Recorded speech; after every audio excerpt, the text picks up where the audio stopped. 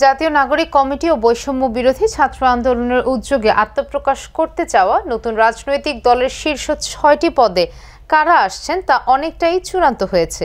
জুলাই গণ অভ্যুত্থানের সময় সামনের সারিতে থাকা ছাত্র নেতারাই নতুন রাজনৈতিক দলের শীর্ষ পদগুলোতে আসছেন।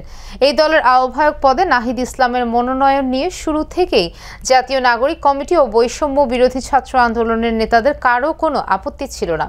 সদস্য সচিব হিসেবে কে আসবেন মূলত তা নিয়ে মতবিরোধ ছিল। সমঝোতার ভিত্তিতে এই পদে আখতার হোসেনের নাম অনেকটাই চূড়ান্ত। তিনি এখন জাতীয় নাগরিক কমিটির সদস্য সচিব। নতুন দলের আহ্বায়কের দায়িত্ব নিতে যে কোনো সময় অন্তর্বর্তী সরকার থেকে পদত্যাগ করতে পারেন উপদেষ্টা নাহিদ ইসলাম। দলের মুখ্য সংগঠক ও মুখপাত্র পদে দেখা যেতে পারে সার্জিস আলম ও হাসনাত আবদুল্লাহকে। শীর্ষ ৬টি পদের বাইরে নতুন দলে গুরুত্বপূর্ণ পদ পেতে পারেন জাতীয় নাগরিক কমিটির মুখপাত্র সামান্তা শারমিন, যুগ্ম আহ্বায়ক সারওয়ার তুষার, তাসনিম জারা ও আরিফুল ইসলাম আদিব, যুগ্ম সদস্য সচিব অনিক রায়, মাহবুব আলম ও অলিক মৃধা। এছাড়া বৈষম্য বিরোধী ছাত্র আন্দোলনের মুখ্য সংগঠক আব্দুল হান্নান মাসুদকে দলের গুরুত্বপূর্ণ পদে দেখা যেতে পারে। অন্যদিকে জাতীয় নাগরিক কমিটিতে থাকা ছাত্র শিবিরের সাবেক নেতাদের সঙ্গে সমঝোতার ভিত্তিতে জ্যেষ্ঠ যুগ্ম আহ্বায়ক পদে শিবিরের ঢাকা বিশ্ববিদ্যালয় শাখার সাবেক সভাপতি আলী আহসান জোনায়েদের নাম বিবেচনায় আছে।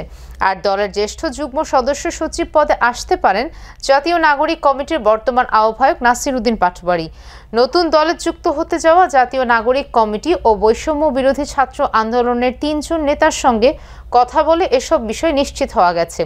শীর্ষ ৬টি পদের বাইরে নতুন দলে গুরুত্বপূর্ণ পদ পেতে পারেন জাতীয় নাগরিক কমিটির মুখপাত্র সামান্তা শারমিন, যুগ্ম আহ্বায়ক সারওয়ার তুষার, তানজিম জারা ও আরিফুল ইসলাম আদিব, যুগ্ম সদস্য সচিব অনিক রায়, মাহবুব আলম ও অলিক মৃধা। এছাড়া বৈষম্য বিরোধী ছাত্র আন্দোলনের মুখ্য সংগঠক আব্দুল হান্নান মাসুদকে দলের গুরুত্বপূর্ণ পদে দেখা যেতে পারে। নতুন এই রাজনৈতিক দলের আত্মপ্রকাশের সম্ভাব্য তারিখ ২৬ ফেব্রুয়ারি। রাজধানীর মানিক মিয়া এভিনিউয়ে দলের আনুষ্ঠানিক ঘোষণা দেওয়া হতে পারে। তবে ওই দিনই অনেক বড় পরিসরে জমায়েত করার পরিকল্পনা এখন পর্যন্ত নেই।